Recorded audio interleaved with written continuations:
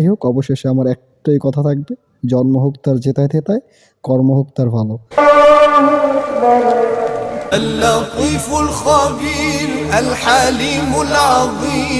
আশা দিয়ে ঢুকাইয়া নিরাশ করে বের করেন, এগুলো কিন্তু আল্লাহ সহ্য করবে না। আসসালামু আলাইকুম অল। আমরা ঢাকা কামরাঙ্গীচর বাদশা মেয়ার স্কুল থেকে যাচ্ছি ইজতেমার ময়দান পর্যন্ত। আমরা হুট করে আমাদের সিদ্ধান্তটা নেওয়া, আমরা প্রচুর কাজে ব্যস্তর মধ্যে ছিলাম, এর জন্য আমাদের হুট করে সিদ্ধান্তটা নেওয়া আমরা ইজতেমায় যাব। হুট করে রাত তখন আনুমানিক 11:30 বাজে, আমরা তখন রওনা হলাম ইজতেমার ময়দানে যাওয়ার জন্য। যাই হোক, আমরা ইজতেমার ময়দানে যাওয়ার পূর্বে আমাদের আগে শিক্ষণ যেতে হবে।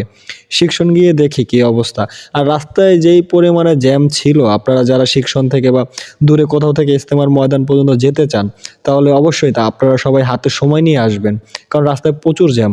যাই হোক, আমরা গাড়ি থেকে নেমে গেলাম জ্যাম দেখে, হাঁটতে হাঁটতে শিক্ষণ পর্যন্ত গেলাম। ওইখানে গিয়ে অনেকক্ষণ গাড়ির জন্য ওয়েট করা লাগছে, গাড়ি পাইতেছিলাম না, হাঁটতেছিলাম।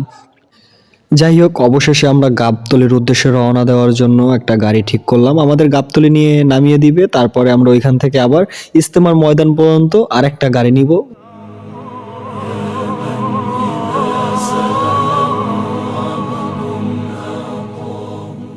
যাই হোক, অবশেষে আমরা চলে আসলাম গাবতলী পর্যন্ত। গাবতলীর এখানে এসে দেখি এখান থেকে গাড়িটা পাওয়া খুবই কষ্টসাধ্য, অনেকক্ষণ হাঁটা লাগছে। অনেক কষ্টের পর আমরা বাসে উঠতে পারছি ফাইনালি। বাসে ওঠার পর এই বাসটা সরাসরি যায় নাই ওইখান পর্যন্ত, মানে এই বাস থেকে নেমে আরেকটা বাসে উঠে তারপরে আমরা ইজতেমার ময়দান পর্যন্ত গিয়ে পৌঁছেছি। আমরা অবশেষে ইজতেমার ময়দান পর্যন্ত পৌঁছে গেলাম। পৌঁছানোর পরেই চোখে পড়লো কিছু অসংখ্য মোবাইল চার্জ দেওয়ার দোকান। এখানে মানে যারা তাবলিগে আসে, তারা জামাতের সহিত আসে, তারা চাইলে ইচ্ছে করলে এখানে মোবাইল ফুল চার্জ দিতে পারে। চার্জের বিনিময়ে হয়তো 10 টাকা 5 টাকা এরকম কিছু লাগতে পারে। যাই হোক, আমাদের চার্জের প্রয়োজন ছিল না, তাই আমরা এখানে বেশিক্ষণ দেরি না করে আমরা চলে গেলাম ইজতেমার ময়দানের ভিতরে। মানে এত পরিমাণের প্যান্ডেল এখানে, মানে রাত তখন আনুমানিক 2:30 থেকে 3টা হবে, আমরা তখন এসে পৌঁছেছি। তাই হোক, আমরা আস্তে আস্তে সবাই ভিতরে ঢুকতেছিলাম আর আশেপাশে একটু দেখছিলাম খেয়াল করে।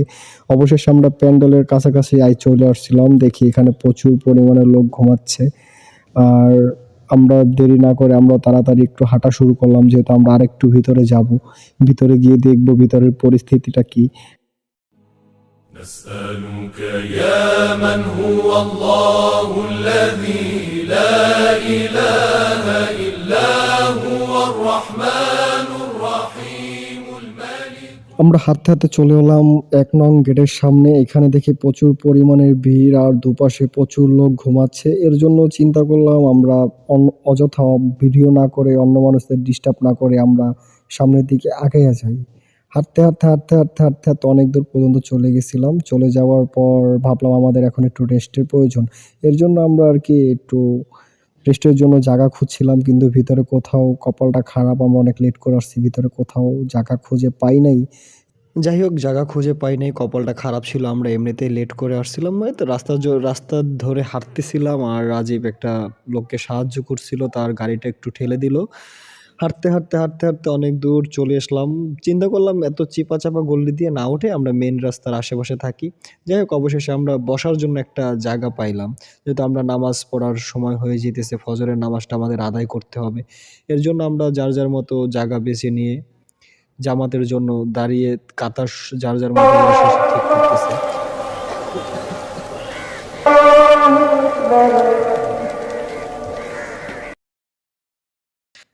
আলহামদুলিল্লাহ, আমরা ফজরের নামাজটা আদায় করলাম। আদায় করে সকাল হয়ে গেছে, মানে প্রায় ফর্সা হয়ে যেতেছে চারদিকটা। একটু হাঁটতেছিলাম আর সবার সাথে সবাই কথা বলতেছিলাম। আমরা ভাবতে পারি নাই কখনো এরকম লাখ লাখ মানুষের পাশে বইসা লাখ লাখ মানুষের সাথে একসাথে সালাত আদায় করব। যাই হোক, মহান আল্লাহ পাক রব্বুল আলামিনকে অসংখ্য ধন্যবাদ, আমাদেরকে এত দূর পর্যন্ত নিয়ে এসেছে। খুবই মিষ্টি, খুবই দারুণ। মানে এরকম একটা অনুভূতি বা এরকম একটা সকালের অনুভূতিগুলো যে পাবো, কখনো ভাবতে পারি নাই। যাই হোক, চুন্নু আর আমি গল্প করতে সামনের দিকে আগাইয়া চলতেছি। আর ভাবছিলাম ক্ষুধা লাগছে, এর জন্য কিছু একটা খাওয়া যাক। আমরা একটা দোকানের কাছে গিয়ে পৌঁছাইলাম, ভাবলাম আমরা এখান থেকে কিছু একটা খাই। আমরা একটা হোটেলে এসে বসলাম, বসে আমরা ভুনা খিচুড়ি আর গরুর গোশত অর্ডার দিছিলাম। কিন্তু তারা গরুর গোশতের পরিমাণ আমাদের বলছে যে গরুর গোশত দিয়ে দিবে খিচুড়ি। আমরা এর জন্য হোটেলে ঢুকছি। কিন্তু গরুর গোশতের জায়গায় বিশ্বাস করবেন না, আমাদের একটা মুরগির চামড়া পাইছি শুধু আমি একটা, তাও আঙ্গুলের ১ করের থেকে ছোট একটা মুরগির চামড়া পাইছি। ঠিক আছে? আর আমি তাদেরকে বলতেছি এরকমভাবে যে মানুষ ঠকান, করতেছেন এগুলা কিন্তু ঠিক না। আল্লাহ সহ্য করবে না। মানুষে এরকম আশা দিয়ে ঢুকাইয়া নিরাশ করে বের করেন। এগুলো কিন্তু আল্লাহ সহ্য করবে না। তারা কিন্তু আমার কথাগুলো শুনতেছিল। কিন্তু কেউ কোনো গুরুত্ব দেয় না। এমনকি আমি ভিডিও করতেছিলাম সেগুলোও দেখতেছিল। কিন্তু কেউ কোনো গুরুত্ব দেয় নাই। যাই হোক, জীবনের ১ম বার হয়তো আমি এত বড় একটা ধোঁকা বা এত বড় নিরাশা নিয়ে এরকম খাবার হোটেল থেকে বের হইছি। যাই হোক, আমরা ওইখান থেকে কোনো রকম খেয়ে বের হয়ে গেলাম। বের হয়ে গিয়ে একটু হাঁটতেছিলাম রাস্তার ২ পাশে, আর একটু বসার জন্য জায়গা খুঁজতেছিলাম। যেহেতু মোনাজাতটা ধরতে হবে, মোনাজাতটা শেষ করে আমরা আবার আমাদের গন্তব্যস্থানে রওনা দিব। এর জন্য জায়গা খুঁজতেছিলাম। হুট করে একটা জায়গায় বসে পড়লাম। বসে আরকি মোনাজাতের জন্য ওয়েট করলাম। যাই হোক, মোনাজাতের জন্য ওয়েট করতে, করতে অনেকেই অনেক ক্লান্ত রাজিবে শুয়ে পড়ছে। القدوس السلام المؤمن المهيمن العزيز الجبار المتكبر الخالق। আমার বসতে ভাল লাগে না, তাই আমি একটু হাঁটা চলা করতে গেছিলাম। হুট করে এসে দেখি রাজীবে মানে ঘুমাইয়ে পড়ছে একেবারে, এখনো ঘুমায়। তারপরে ভাবলাম তার সাথে একটু দুষ্টুমি করা যাক। প্রথমে দাড়ি ধরে টান দিলাম, উঠে নাই। কান ধরে টানলাম, উঠে নাই। যেই কানের চিপ ধরে টান দিলাম, সে উঠে গেছে। যে কানের চিপ ধরে টান দেওয়ার সাথে সাথে উঠে গেছে। ফাইজলামি করা শেষে আমি একটু বসে রেস্ট নিয়ে নিলাম। আশেপাশে মোনাজাতের জন্য সবাই যার যার মতো জায়গা নিয়ে বসে পড়তেছে। যাই হোক, আর কিছুক্ষণের মধ্যেই মোনাজাতটা শুরু হয়ে যাবে। আমাদের ঈমানকে মজবুত করে দেন। البارئ المصور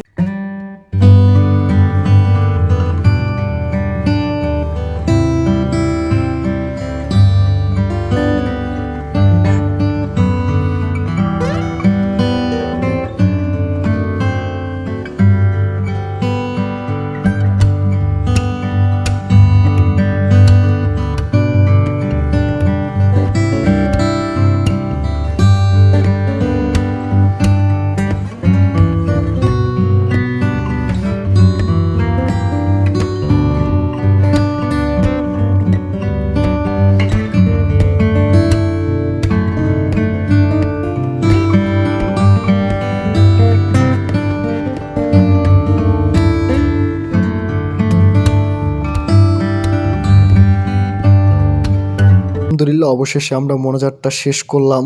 এত পরিমাণের প্রচুর লোক, প্রায় ৩.৫ কোটি প্লাস লোক হইছে। ৩.৫ কোটি প্লাস আমাদের এই ইজতেমার ময়দানে। যাই হোক, আল্লাহর কাছে লাখ লাখ শুকরিয়া, আল্লাহ আমাদেরকে এই পর্যন্ত আইনা পৌঁছাইছে।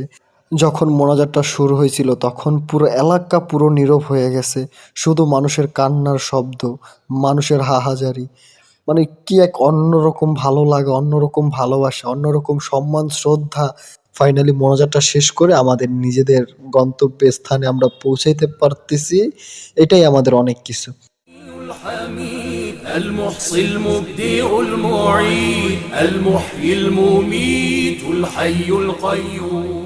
একজনের কাছে হাঁটতেছিলাম আর তাদের মনের ফিলিংসের কথাগুলো জানতে চাইছিলাম। মানে আমি জানতে চাই না তারা মোনাজাতে কি দোয়া করছে বা আল্লাহর কাছে কি চাওয়া পাওয়া ছিল তাদের, এগুলো আসলে বলাটা ঠিক না।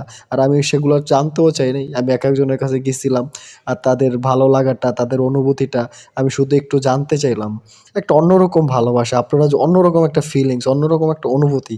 আপনারা যদি আসলে না আসেন, আপনারা যদি একটা ভিডিওতে সম্পূর্ণটা বলা বা দেখানো সম্ভব হয় না। আপনাদের অবশ্যই ইসলামিক অনুষ্ঠানে আসতে হবে, মানুষকে দাওয়াত দিতে হবে। তারপরে আপনি বুঝতে পারবেন যে এই ভালোবাসাটা বা এই সম্মানটা, এই ফিলিংসটা কতটুকু থাকে বা কতটুকু কাজ করে, বা নিজের মনের ভিতরের অনুভূতিগুলো বা নিজের ভিতরের মনুষ্যত্বটা কতটা জাগ্রত হয় আসলে আসলে বুঝতে পারবেন আসলে। ইনশাল্লাহ আমি জানি আপনারা যারা আমার এই ভিডিওটা দেখবেন তারা অবশ্যই একদিন না একদিন আসবেন।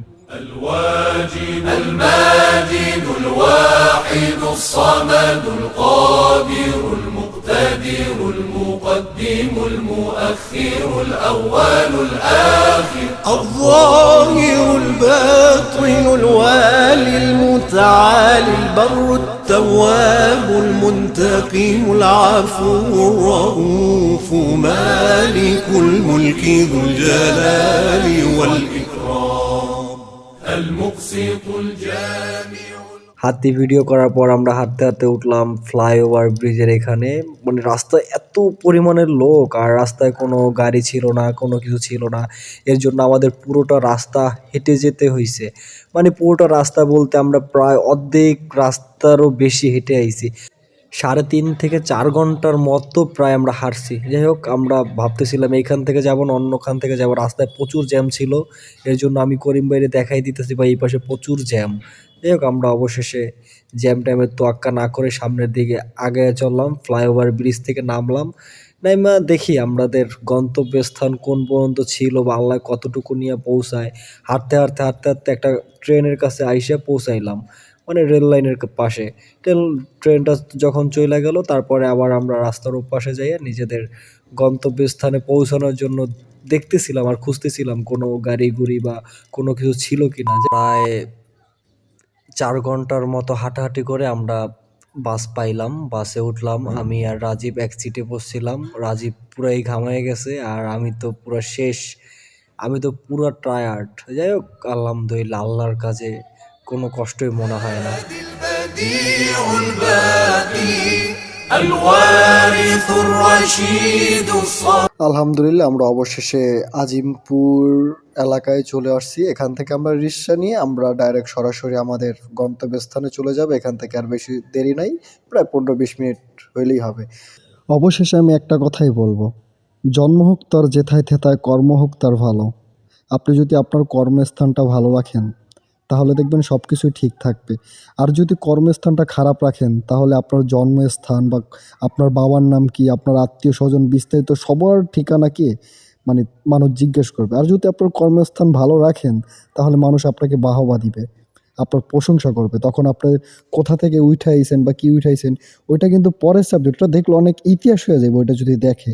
আর কি উপরে থেকে আপনাকে সবাই একটা রেসপেক্ট, সম্মান এবং শ্রদ্ধার চোখে দেখবে।